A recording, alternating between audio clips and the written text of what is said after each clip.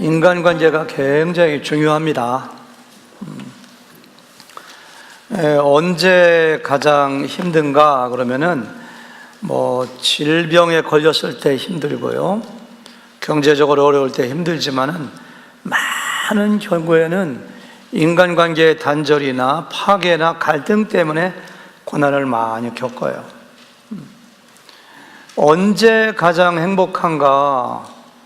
사람들에게 인정받고 사랑받고 섬김받고 섬기고 이 사람들의 관계 가운데서 행복을 많이 우리가 느끼기도 합니다. 사도 바울은 그래서 에베소서 5장 18절에 보니까 술 취하지 말라, 이는 방탕한 것이니 오직 성령 충만함을 받으라. 성령 충만을 이야기한 다음에 세 가지 인간관계를 이야기해요. 제가 2주 전에 얘기했던 아내와 남편 사이의 관계, 아내들아 내 남편에게 순종하라, 남편들아 내 아내를 사랑하라. 남편과 아내 사이의 관계가 어긋나면은 돈이 많아도 건강해도 절대로 행복하지 않습니다. 하나님께서 맡겨주신 사명을 절대로 감당할 수가 없습니다. 가정이 파괴되는데 어떻게 사명을 감당하고 행복해요? 그거 제일 먼저 말씀하시고요. 그리고 6장 5절 이하에 보니까요, 종과 상전 사이의 관계를 이야기해요. 요즘 말로 말하면은 직장에서 고용인과 고용주의 관계, 보스와 부하 직원과의 관계, 그 관계를 또 잘 성령 충만한 사람이 어떻게 보스에게 순종하고 보스는 인격적인 관계로 신실하게 대해줄 것인가를 얘기해요. 그리고 제가 지난주에 말씀드렸습니다마는 세 번째로는 부모와 자녀 사이의 관계입니다. 굉장히 중요합니다. 자녀들아 주 안에서 내 부모를 공경하고 순종하라. 관계죠, 관계. 아비들아 내 자녀를 노엽게 하지 말고 오직 주의 교훈과 훈계로 양육하라. 네, 우리가 좀 관심을 가지고 봐야 될 말은요, 주의 교훈과 훈계로 양육하라 하면 됐는데 그 앞에 뭐가 들어가 있어요? 너의 자녀를 노엽게 하지 말고, 이런 말이 있어요. 부모에 대한 공경, 순종, 자녀를 말씀으로 양육하고 노엽게 하지 말고, 이것을 한 묶음으로 보면은 이 부모와 자식 간의 관계가 어떠해야 될 것인가를 우리에게 잘 알려져 있고요, 그거의 키포인트가 뭐냐면은 내 자녀를 노엽게 하지 말라. 저는 여기에 키포인트가 있다고 생각해요. 노엽게 하지 말라를 영어 성경으로 보니까요, Do not provoke to anger. 우리말로 말하면은 자녀를 이렇게 노엽게 해가지고 마음속에 막 분노가 일어나게 하고 막 화나게 하고 얼마든지 아버지 어머니 때문에 아무리 자녀가 어리건 나이가 많건 마음속으로 막 화가 막 분노가 일어나게 할 수가 있는데, 아버지 엄마가 그러면 안 된다는 거예요. 그러면은 자녀에게 잘못하는 것이고 하나님께 죄를 짓는 거예요. 4살이 됐건 5살 됐건 8살이건 10살이건 아버지 어머니가 아이들을 노엽게 하고 화를 나게 하면은 부모의 권위에 눌려가지고 그 분노를 해소할 방법이 없어요. 엄마 아빠한테 대들었다가는 더 맞으려고. 그러니까 그 분노를 막 속으로 사귀고 혼자 막 이기려고 애를 쓰다 보니까요, 그 분노 때문에, 그 노엽게 한 것 때문에 성격이 왜곡되어 가지고 이상한 성격이 사람이 돼 가지고 결국은 나중에 성장한 다음에는 이 부적응 형사 그 현상이 심하고요, 어디 가든지 간에 그때 받았던 상처가 치유가 안 돼요. 잘 자기 자녀에게 대물림으로 또 상처를 주고, 직장 가서 상처 주고, 교회 와서 상처 주고, 이상한 사람이 돼버리는 거예요. 너희 자녀를 노엽게 하지 말라고. 오늘 굉장히 짧은 시간인데요. 제가 오늘 제 아내한테 설교 준비하고 나오면서 야, 오늘 설교는 1시간 했으면 좋겠다. 이 긴 이야기를 어떻게 35분에 해야 되는가. 네, 비록 짧은 시간이지만 성령께서 역사하셔서 내가 어떻게 하면은 나의 자녀들을 노엽게 하지 않을 수 있을까. 더 나아가서 이미 자녀들이 많이 성장해서 어릴 때 내가 많이 노엽게 해서 지금 상처받은 자녀들이라면 어떻게 그 문제를 치유할 것인가. 참 해결해야 될 시간이 많습니다. 짧은 시간 동안에. 더 나아가서 여러분과 저는 누군가의 자녀인데 의식하지 못할 따름이지만 우리가 어렸을 때 아버지 어머니에게 받은 상처가 굉장히 많습니다. 지금 그것을 내가 스스로 말씀으로 치유해야 돼요. 짧은 시간 동안에 오늘 말씀을 보면서 여러분들 아버지 어머니가 살아계시건 돌아가셨건 내 자녀가 몇 살이건 이 아버지 어머니 생각하고 자녀를 생각하고 나를 생각하면서 말씀을 적용해서 부모와의 관계가 회복됨으로 말미암아 정말로 하나님께서 축복하시는 순기능적인 가정으로 거듭날 수 있는 기회가 되기를 바랍니다. 제가 여러 가지 이론을 설명하기보다는 성경에 나온 가정 중에서 가장 모범적인 가정도 있지만은 가장 역기능적인 가정이 저는 다윗의 가정이라고 생각해요. 그래서 이 다윗 같은 경우는 정말로 위대한 사람입니다. 탁월한 군인이요, 위대한 정치가요, 영웅적인 신앙을 가지고 하나님을 사랑하는 흠잡을 데가 없는 사람이에요. 근데 이상하게 다윗은 그렇게 백성들에게 존경받고 그 인기가 하늘을 찌르고 지금도 모든 이스라엘 사람들이 예나 지금이나 가장 존경하는 성인이고 위대한 사람임에도 불구하고 다윗의 일생을 연구해 보면 평생 동안 다윗의 마음을 아프게 하고 고통을 줬던 사람들이 있으니 바로 그의 자녀들입니다. 자녀들.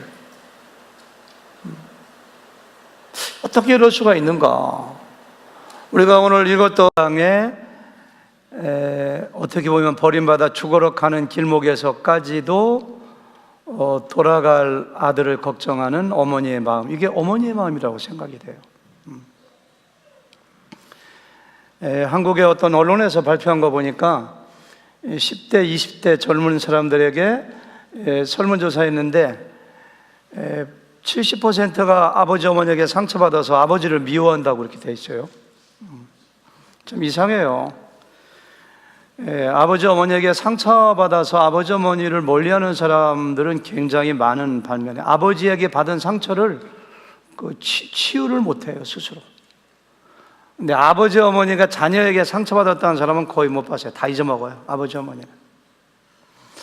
그래서 따로 언젠가 그건 또 우리가 설교를 해야 되겠습니다만은 혹시 부모님에게 상처를 받아가지고 아버지 어머님과 담을 쌓고 있다면은 우리 아버지 어머니는 그 상처를 빨리 지워버리는 것처럼 나도 스스로 지워버리고 아버지 어머니를 사랑해야 된다고 이렇게 생각이 되어져요. 우리가 아버지 어머니를 공경하고 순종하고 효도해야 될 여러 이유가 있는데요. 오늘 이런 걸 볼 때 첫 번째 이유는 보은의 의미가 있습니다. 보은의 의미가. 나를 가장 많이 사랑하고 가장 많은 은혜를 베푼 아버지 어머니에게 100분의 1, 1000분의 1, 만분의 1이라도 보은하는 것이 그 하나님의 성품이고 하나님께서 그래서 명령하시고요. 더 큰 이유가 있다면은 가만히 두면은 부모님을 사랑하지 않아요. 공경하지 않아요. 그런 사람도 있지만 일반적으로 그래서 하나님께서 구약 성경에서 신약 성경에서 강력하게 명령하시고요. 더 중요한 것은 오늘 말씀에서 오늘 제목이 나오지만은 예수님도 최고의 효자의 삶을 사셨어요. 우리가 예수님을 본받아야 한다면은, 예수님의 성품을 본받아야 한다면은, 예수님의 형품을 입어야 한다면은 효자되고 효녀되는 것도 예수님을 본받아야 된다고 저는 믿습니다. 그래서 오늘 짧은 시간 동안에 예수님께서 얼마나 효자의 삶을 사셨는가를 살펴보고 제가 마지막 우리가 어떻게 적용할 것인가를 나눈 다음에 설교를 마치도록 하겠습니다. 예수님은 극한의 고통, 온 몸이 타들어가는 목마름 가운데 마지막 7마디의 말씀을 십자가에 사셨는데 그 중에 5번째가 어머니의 노후를 부탁하는 그런 말씀이에요. 지금 예수님은 죄가 있어 십자가에 달린 것도 아니고 개인의 뜻을 이루기 위해 달리신 것도 아니고 전 인류가 모든 죄를 사함받고 구원받는 대속의 위대한 길을 내기 위하여 십자가에서 고통받습니다. 거기서 얼마든지 개인적인 어머니에 대한 사랑, 어머니에 대한 공경, 어머니에 대한 노후 대책은 중요한 것이 아닐지도 몰라요. 예수님의 7마디 말씀은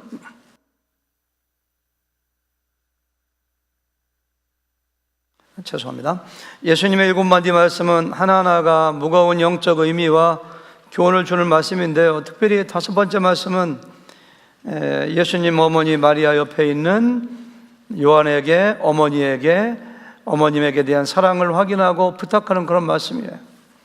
26절에 보니까 예수께서 자기의 어머니와 사랑하시는 제자가 요한이거든요.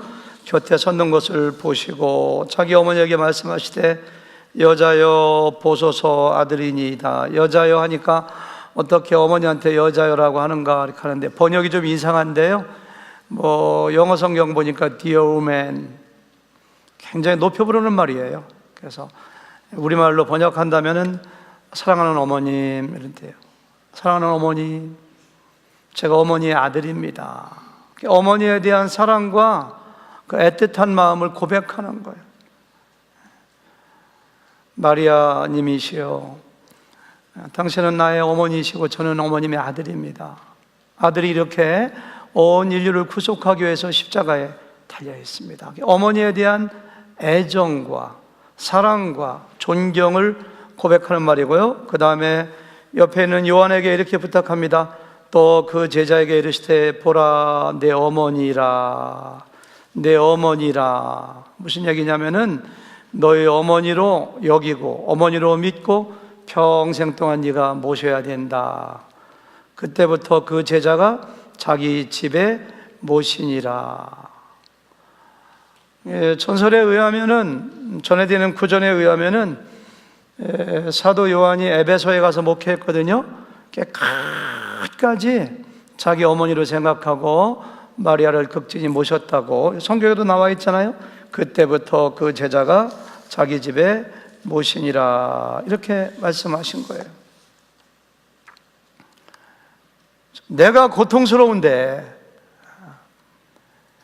목이 말라 피투성이가 되어서 밤새도록 고문받고 재판받고 십자가에 달리고 피를 쏟고 가시관 쓰시고 죽음의 고통 가운데 어머니에 대한 노후를 부탁하고 어머니에 대한 사랑을 고백하고 가는 이 예수님의 모습 가운데 우리는 과연 어머니를 어떻게 대해야 될 것인가, 아버지를 어떻게 대해야 될 것인가를 정말 다시 한번 생각해 보는 시간이 되어야 된다고 생각합니다. 예수님은 하나님이신데요, 십계명의 5번째 보면 내 부모를 공경하라, 순종하라.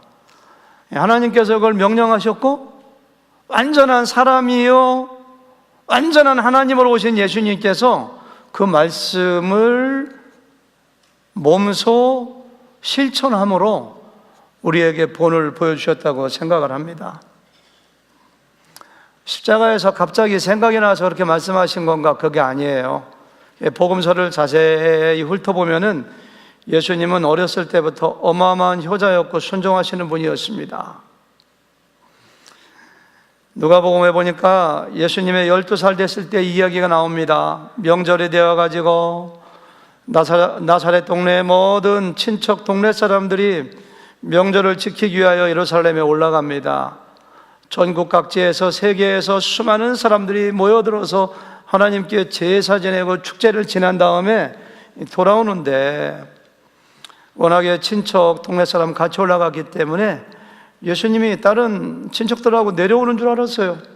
하루 종일 걸어가지고 숙소에 들어가서 찾아보니까 어린 예수님이 안 계시는 거예요. 아무리 찾아도 없어요. 미아가 된 거예요. 아마 숙소에 들어가서 잠을 주무시지 않고 요셉과 마리아는 예수님을 찾아 그 밤에 예루살렘으로 다시 올라갔다고 저는 생각이 돼요. 밤새도록, 아들이 없는데 잠이 오겠어요?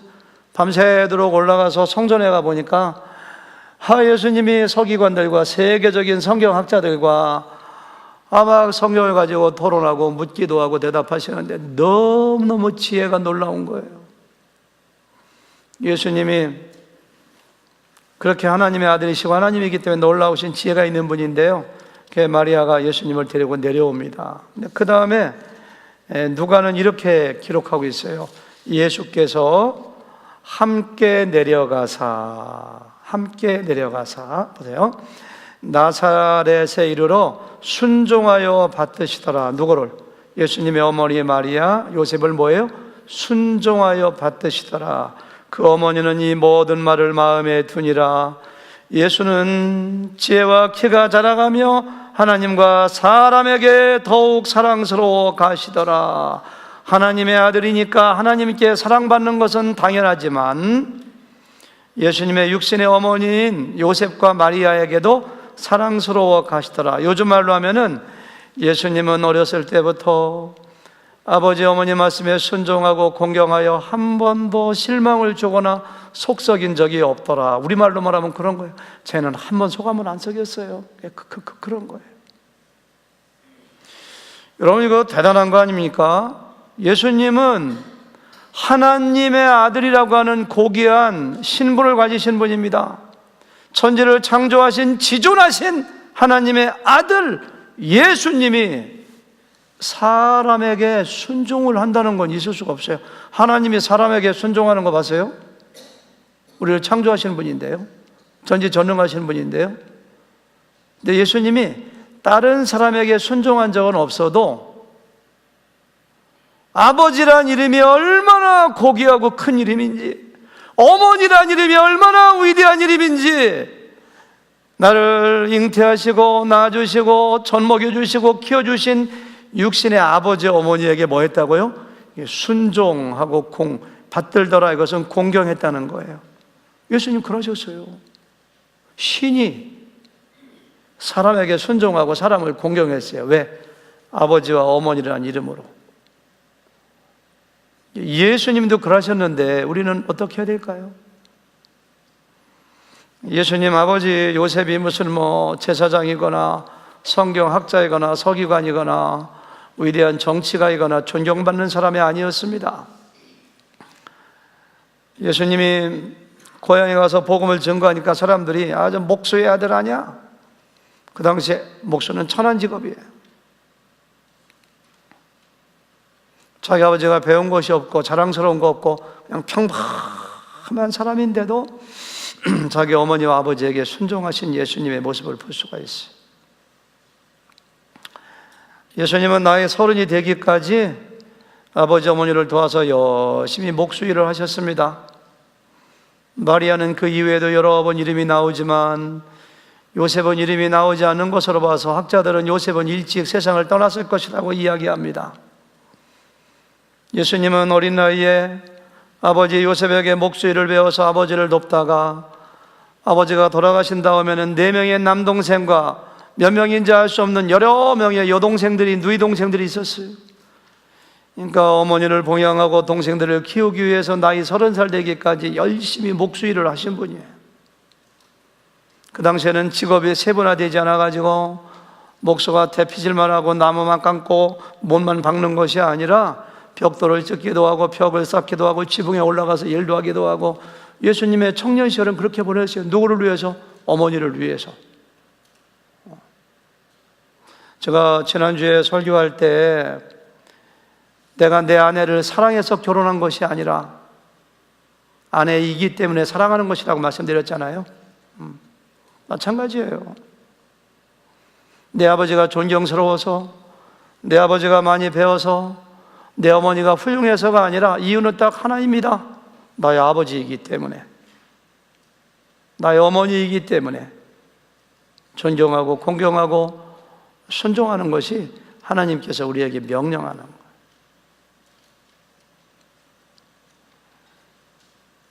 아버지를 부끄러워하거나 어머니를 부끄러워하면 안 돼. 아무리 내 아버지 어머니가 글씨도 모르고, 저는 정말 어렸을 때는 저희 어머니 아버지가 이렇게 못 배우신 거에 대해서 학교 오시면 부끄럽더라고요. 굉장히, 초등학교 때는. 지금은 자랑스러워요. 어머니이기 때문에, 아버지이기 때문에, 다른 이유 아무것도 없어요. 그것 때문에 공경하고 사랑하는 것을 우리가 예수님으로부터 배울 수가 있습니다.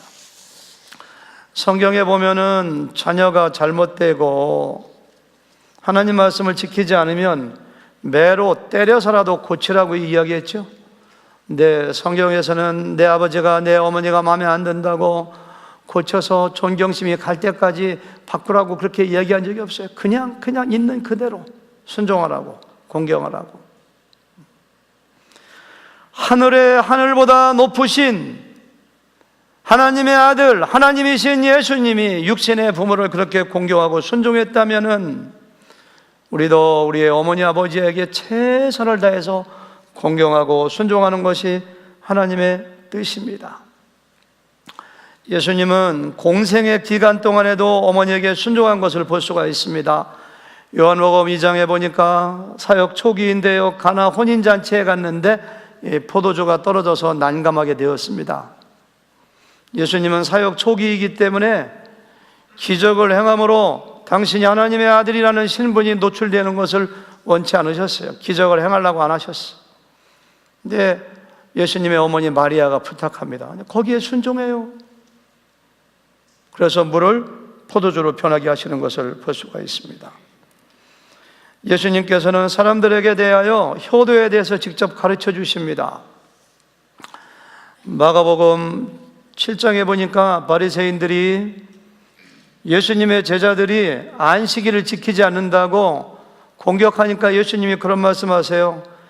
야, 너희가 안식일 문제 가지고 나한테 시비 걸고 공격하는데 너희는 전통을 지키려고 하나님의 계명을 저버린 사람들이야. 이렇게 모세오경에 하나님께서 모세를 통하여 내 부모를 공경하라 그랬지? 지금 예수님 말씀이에요. 또 신명기에는 부모를 저주하는 사람은 반드시 돌로 쳐 죽여야 한다고 그랬지 않느냐? 너희들은 내 부모를 공경해야 되고 부모에게 순종해야 된다는 거 하나님이 말씀하셨지? 너희들은 그걸 어기는 자들이야. 우리가 언제 어겼나요? 너희들은 하나님이 제1 우선주의라고 하면서 하나님께, 어머니 아버지께 드릴 걸 하나님께 드렸다라고 핑계를 대면서 부모를 공경하지 않았느냐? 하나님께 드렸다, 이것이 고르반이거든요. 너희가 고르반, 내가 하나님께 드렸다 이렇게 핑계하면서 너희가 부모님에게 아무것도 해주지 않는데 그것은 너희가 계명을 어긴 거야. 그러면 안 돼. 그게 죄야. 그렇게 말씀하시는 거예요. 그러니까 하나님을 경외하고 하나님을 예배하는 거 반드시 해야 됩니다. 근데 그것만큼 중요한 것이 바로 뭐예요? 부모님을 공경하고 사랑해야 된다고. 하나님 사랑하고 하나님 일한다는 핑계로 부모님을 돌보지 않는 것은 계명을 어기는 것이라고 이렇게 말씀하시는 거예요. 작년에 저보다 나이가 많으신 우리 김노진 집사님 장인어른께서 저하고 오랫동안 대화를 하다가 목회하다 보니까 어머니 93세 먹은 어머니가 있는데 못 가겠네요 하니까 그분이 마음이 온유하신 분이라 여관에서 쓴소리 안 하시는 분인데 저를 야단치시라고 목사님은 나쁜 사람이라고 하더라고요, 저한테요. 그래서 왜 그러시냐니까 저는 목사들이 목회 핑계대고 어머니 아버지 돌보지 않는 것은 나쁘다고 생각합니다. 목사님 빨리 후회하기 전에 빨리 어머님 가서 뵙고 오세요. 그래서 제가 작년 5월 초에 일주일만 한국에 갔다 왔잖아요. 가는데 하루 오는데 하루, 닷새 동안 어머니 모시고 서해안 바닷가로 회도 사드리고 참 행복하더라고요. 그러면 제가 그때 갔다 오면서 매년에 꼭 한번 가야 되겠다. 우리 전철성 집사님이 저를 보더니만 식사하시면서 목사님 참 잘하셨습니다. 저렇게 칭찬하시더라고요. 목사님 내년에도 꼭 가세요. 며칠 전에 저 개인적으로 뵈었는데 목사님 금년에도 가실 거죠? 금년에 선교 때문에 못 가겠네요. 목사님 저를 고개를 절레절레 흔드시더라고요. 그렇게 안 되네요, 그게. 우리 미국에 사는 사람들은 다 불효자예요, 불효자. 사실 어떤 의미에서는요. 선교 핑계대고 안 가고. 이런 설교할 자격도 없어요. 작년에 한국 가서 어머니 뵙고 온 얘기를 설교 예화로 들었더니만은 우리 교회 어떤 자매님이 저에게 혼자 나오셨어요. 지금도 나오시는데 3부 예배, 4부 예배 나오시는데 어떻게 해서 우리 교회 나오셨나요? 그러니까 남편은 교회 안 나가는데 교회 나가려면 하늘교회 나가라고 하더래요. 왜 하늘교회 나가라고 했는가요? 그러니까 하늘교회 그 오인균이라고 하는 목사님은 효자니까 그 교회 나가라고 그렇게 하더래요. 작년에 한국 간 얘기인데 그 남편이. 그러니까 우리가 하나님 사역 핑계대고 아버지 어머님께 드릴 용돈 하나님께 헌금했다는 핑계로 용돈을 안 드리면 안 된다는 거예요. 하나님이 그만큼 부모님 공경하는 것을 중요하게 여겨요. 뭐 구약에 나오는 율법이라고요? No way! 예수님께서는 모세가 말하기를 내 부모를 공경하라, 그리고 부모를 저주하는 자는 돌로 쳐 죽어라 말씀했나니 너희가 고르반 하나님 섬기는 하고 그렇게 하지 못했다. 그게 너희가 율법으로. 그 예수님이 언제 율법을 무시했습니까?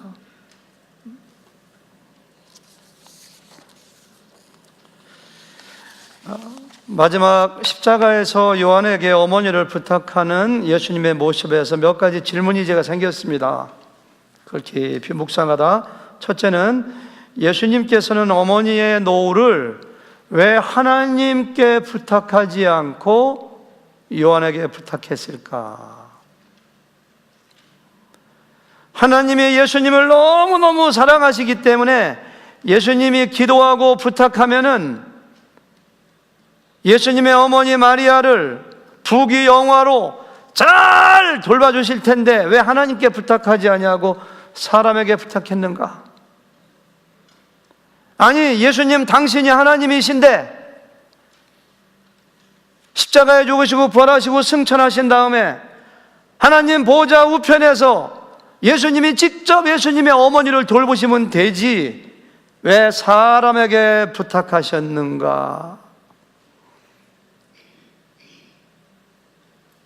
효를 행하는 것은 육신을 가지고 살아있을 때, 내가 살아있을 때 하는 것이라는 거예요. 효는 내가 해야지, 사람이 해야지 하나님이 대신 해주는 것이 아니라는 거예요. 어머님이 멀리 계시고 저도 어머님이 94세 되신 어머님이 한국에 계시니까 기도할 때마다 어머니를 위해서 기도하는데 그건 하나님께 부탁하는 거에 불과한 거예요. 사실은 하나님이 저는 효도 못하지만 우리 어머니 좀 돌봐주세요. 예수님 그렇게 하지 않으셨어요. 예수님께서 하나님의 아들이라고 하는 권세를 이용하여 초자연적인 방법으로 어머니의 노후를 하나님께 부탁했다면 지금도 예수님을 스승으로 모시고 주님으로 모시는 수많은 기독교 신자들이 자기가 효도하거나 아버지 어머니를 공경하지 아니하고 하나님께 부탁하고 국가기관이나 사회봉사기관의 어머니를 맡기고 말 것입니다. 양로원 보내지 말라는 얘기가 아니라 저도 나중에 늙으면 양로원 갈 생각입니다. 자녀에게 부담 안 주기 위해서 그걸 늘 다짐해요. 아내하고 양로원 가나 보내는 게 잘못이 아니라 중요한 것은 내가 살아있는 동안에 직접 부모님을 공양하고 공경해야 된다는 것을 예수님께서 그 모습에서 우리에게 말씀해 주시고 계신 것입니다. 그럼에도 불구하고 여전히 질문이 많습니다. 왜 예수님께서는 4명의 남동생들과 여러 명의 여동생들이 있는데 그 형제들에게 어머님을 부탁하지 아니하고 자신의 제자이자 사촌 동생, 이종사촌이거든요. 예수님의 어머니하고 요한의 어머니가 자매지간입니다. 이모예요, 이모. 요한에게 맡겼을까? 성경을 우리가 공부할 때는 질문을 계속 어렵지만 던져봐야 돼요. 김광우 이사님 어떻게 생각하세요? 왜 예수님께서는 자기 동생 야고보도 있고 시몬도 있고 남자들이 있고 그리고 여동생도 있는데 어머니 아버지들은 딸네 집에 가 있으면 굉장히 편하게 생각하거든요. 그런데 못담샤 이렇게 자기 제자인 사촌 동생 요한에게 부탁했을까? 한번 좀 얘기해 보세요. 어떻게 생각하세요?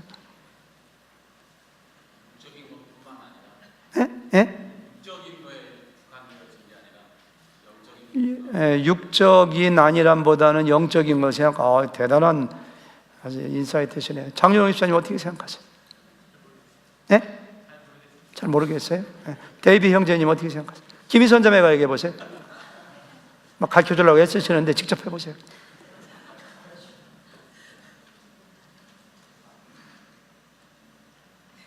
피아노는 잘 치는데 어떻게? 네?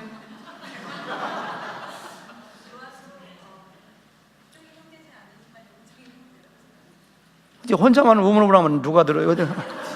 예? 뭐라고요? 요한도 형제이니까 요한도 형제 아니냐? 이렇게. 저도 여러 가지 생각해 봤어요. 예수님이 보시기에 요한의 어머니 살로메니까 편안해야 되니까 두 자매끼리 마리아하고 살로메하고 같이 지내라고 하신 건가 이런 생각이 들기도 하고, 그 당시에 예수님의 동생들은 안 믿었어요. 요한복음에 보니까 예수님을 조롱하고 안 믿었거든요. 근데 그 당시에 동생들이 믿지 않으니까 믿음을 가지고 있는 요한에게 부탁하신 건가. 그래서 연로하신 어머니 아버님들은 아들 집에, 며느님 집에 가 있는 것보다는 이렇게 딸네 집에 가 있는 걸 편하게 생각하니까 아마 야고보라든가 남동생 여동생보다는 그 요한이 더 편한 것이 아닌가, 뭐 이런 생각이 들기도 하고 여러 가지 생각을 했는데 잘 모르겠어요, 저도요.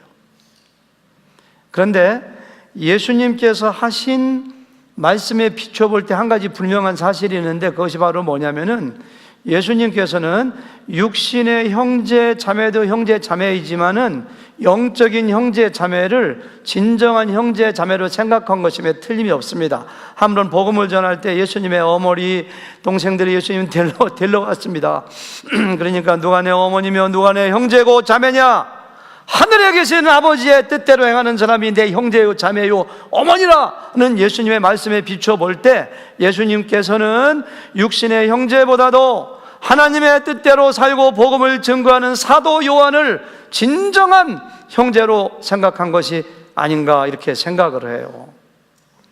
제가 아까 한 말이 그냥 립 서비스로 한 말이 아니라 우리가 하나님의 뜻대로 살고자 하는 예수님을 주인으로 섬기는 믿음과 신앙의 공동체라면 형제님 할 때 호칭할 게 없어서 형제님 하는 것이 아니에요. 우리는 주님 안에서 한 권속이에요, 권속. 진짜 형제로, 진짜 오빠로, 진짜 동생으로. 제가 우리 어떤 분한테 연세대신 분한테 형님 이렇게 가끔 그럴 때가 있거든요. 어떤 분이 그러지 말라고 왜 그러냐고 하는데 형님이 뭐예요? 약자 형제님의 제자를 뺀 거예요. 조직 세계에서만 형님 하는 것이 아니라 형님, 자매님보다도 누님. 그래서 저는 우리 에녹회 성도님을 부를 때 성도님이라고 하지 않고 꼭 제가 어머님, 아버님 이렇게 불러요. 그래서 내가 공경하고 싶어도 공경할 부모가 없다 그러면은 주님의 뜻대로 살고 있는 저기 계신 저 머리가 허여신 어머님이 나의 어머니지. 그래서 이렇게 5월달 되면 좀 사과도 사다 드리고 용돈도 드리고 이렇게 한다면 하나님께서 똑같이 우리가 저는 상급을 주실 거라고 생각해요. 예수님이 그러셨어요. 예수님. 또 한 가지는요, 우리 김광우 집사님이 말씀하신 대로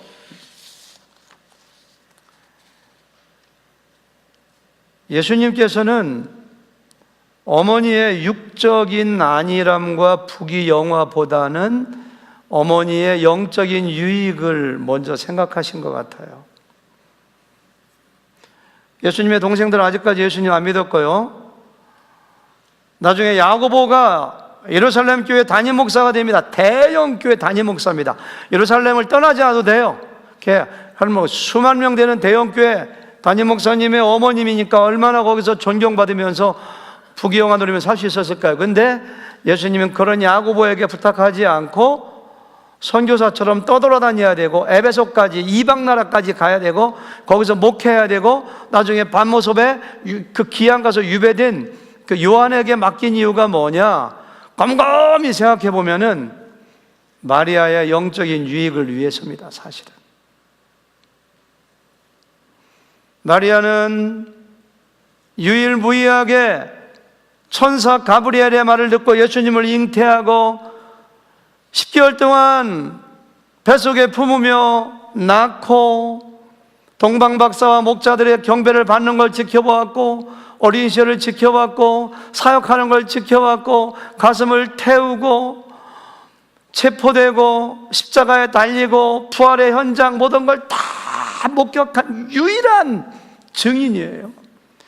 마리아도 나이가 얼마나 되는지 모르지만은 예수님은 어쩌면 마리아도 에베소의 선교사로 파송한 것인지 몰라요.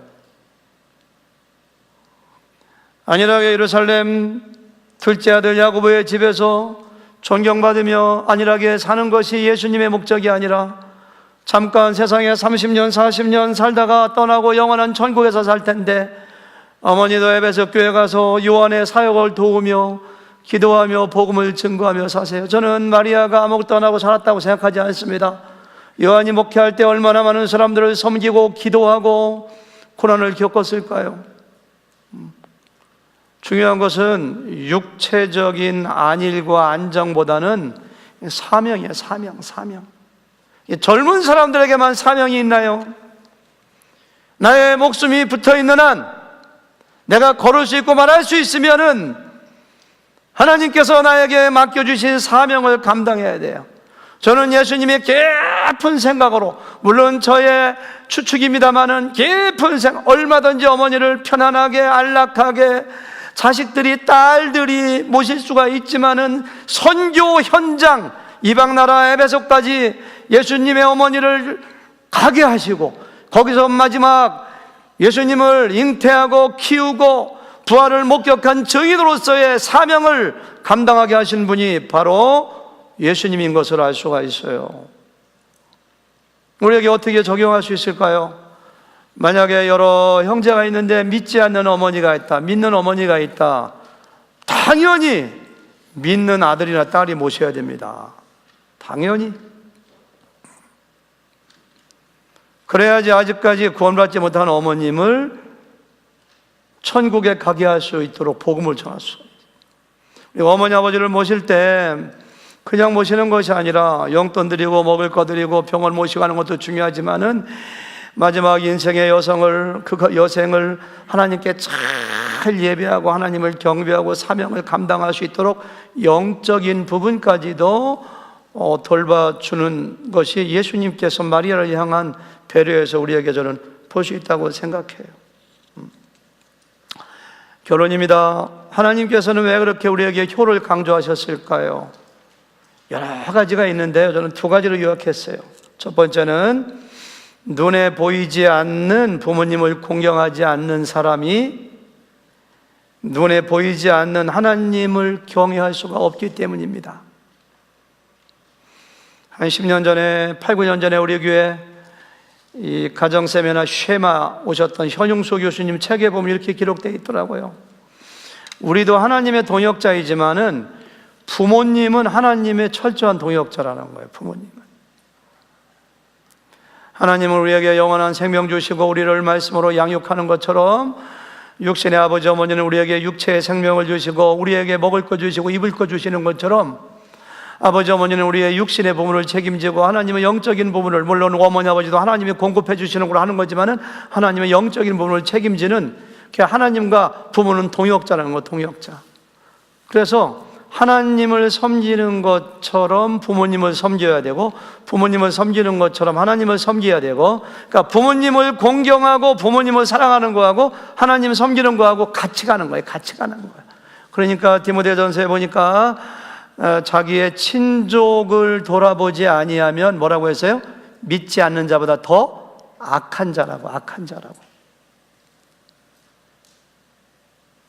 그러니까 예수님은요, 우리에게도 두 분의 아버지가 계시는데요, 육신의 아버지가 계시고 영적인 아버지 하나님이 계시는데, 예수님은 육신의 아버지 어머니에게만 효도한 것이 아니라 성경을 봐보세요.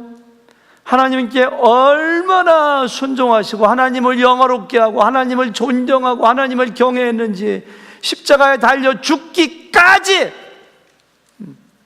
하나님께 순종하고 하나님께 효도하신 분이 예수님이고, 그러니까 예수님은 수직적인 효도, 하나님께 대한 효도, 수평적인 효도, 육신의 아버지께 효도 다 하신 거예요. 그러니까 우리도 그래야 된다는 거예요.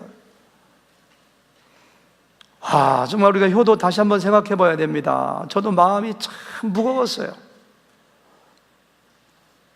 밤늦게까지 설교 좀 하면서 눈물을 여러 번 흘렸어요. 제가 불효자라는 생각 때문에 너무 가슴이 아파요. 제가 새벽 3시까지 있었는데요, 계속 그냥 눈물을 닦다가 내가 내일 설교를 어떻게 해야 되는가. 우리가 정말 효도에 대해서 하나님께서 우리에게 부모를 공경하고 섬기라는 거, 제가 그래서 오늘 이런 말씀을 어른들이 들어도 되지만 자녀들이 들어야 돼. 3부 예배 중고등학생, 초등학생 다 모이라고 했어요. 제가요, 영어로 안 하고 한국말 하지만 30%를 알아듣건 얼마나 알아듣건 자녀들이 이거 알아야 됩니다. 이거. 두 번째는 하나님께서 우리에게 복을 주시기 위해서, 자녀들아 주 안에서 너희 부모에게 순종하라. 이것이 옳으니라. 내 아버지와 어머니를 공경하라. 이것은 약속 있는 첫 계명이니 이로써 내가 잘되고 땅에서 장수하리라. 저는 이 말씀을 그대로 믿습니다. 왜? 하나님 말씀이기 때문에. 이 말을 뒤집어 바꿔 얘기한다면 아버지 어머니를 멸시하고 효도하지 않고 공경하지 않는 사람에게 하나님이 복을 주시고 싶어도 주기 어렵다는 거예요. 이 시간 아버지 어머니가 세상을 떠나서 너무너무 섭섭하고 한이 남는 분이 있다면 회개하시길 바랍니다. 아버지, 하나님 제가 효도하지 못했습니다. 그 대신 우리 교회 어른들을 제 어머니로 알고 효도하겠습니다. 요한이 그랬던 것처럼. 제가 짧게 5가지 제목만 드리겠습니다. 첫째, 부모님을 마음으로 공경한다는 얘기는 존경하고 사랑하는 거예요. 내 부모가 어떠냐에 관계없이 깊이 사랑하고 존경하는 마음을 키워야 돼요. 둘째, 연애하는 사람들은 하루에 몇 번씩 통화합니다. 내 아버지 어머니를 존경하고 사랑한다면 매일 통화해야 됩니다. 저는 어머니에게 전화를 드리고 싶어도 못 드려요. 어머니가 귀가 다 이렇게 멀으셔가지고서 안 들려서 전화를 못 해요. 혹시 멀리 아버지 어머니가 계시면은, 저도 이렇게 자녀가 멀리 있다 보니까요, 전화 올 때 그렇게 고마워요. 할 말이 없어도. 세 번째, 아버지 어머니가 아직까지 예수님 믿지 않고 구원받지 못했다면은 언제 돌아가실지 몰라요. 꼭 복음 전하여, 그러기 위해서 웬만하면 달라스로 모시고 왔으면 좋겠어요. 믿는 여러분들이 그래서 복음 전하여 하나님을 예배하는 예배의 삶을 살 수 있도록 하시기 바랍니다. 네 번째, 말로만 사랑하지 말고 마음으로만 공경하지 말고 꼭 물질로 봉양하시기 바랍니다. 1,400~500명의 학생들, 학생들이 아니라 부모님들을 대상으로 설문조사했는데 자녀가 뭐 해줄 때 제일 좋으냐니까 78%가 돈 줄 때라고 합니다.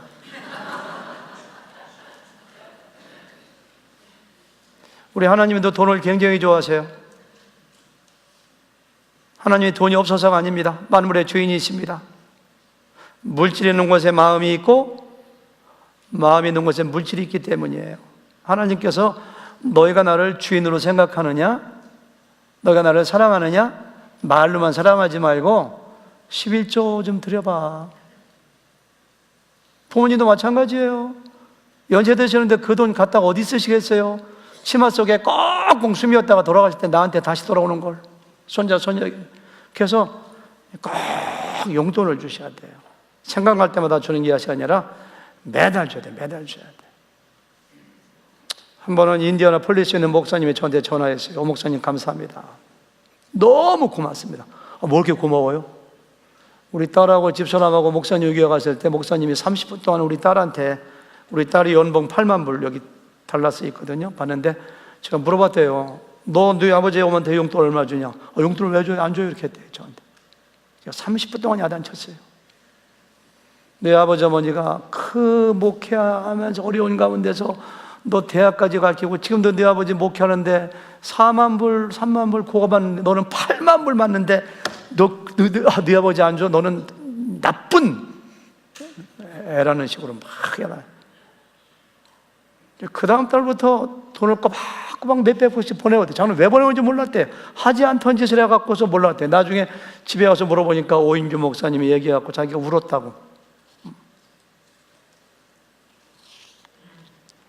부모님들이 돈이 없어서가 아니라 돈을 좋아. 왜? 거기에 마음이 실려있기 때문에.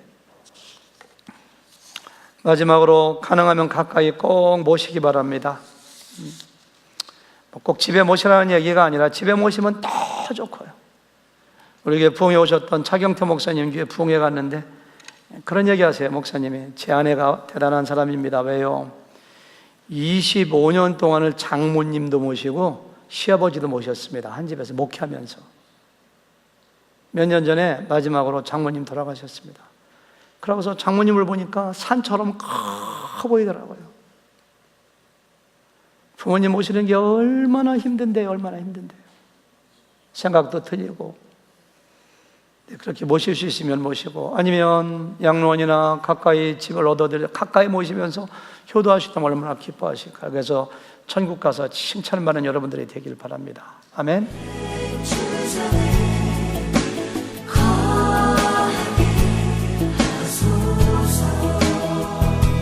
주의